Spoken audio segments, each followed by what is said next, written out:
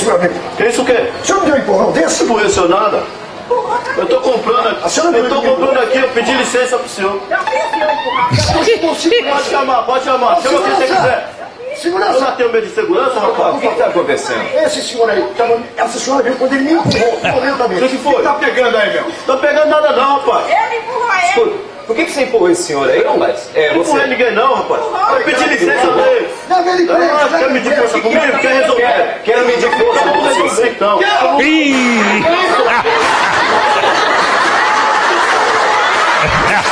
Desse senhor, rapaz. Eu não quero saber. Esse rapaz é ator também, ele foi contratado. E aí?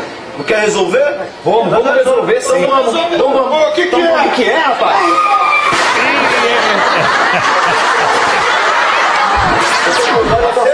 Esse rapaz Você vai se ver. ele foi contratado para fazer essa cena. Não vou.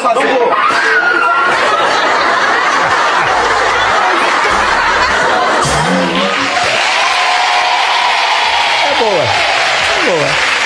Agora, não vou dar nota, não quero.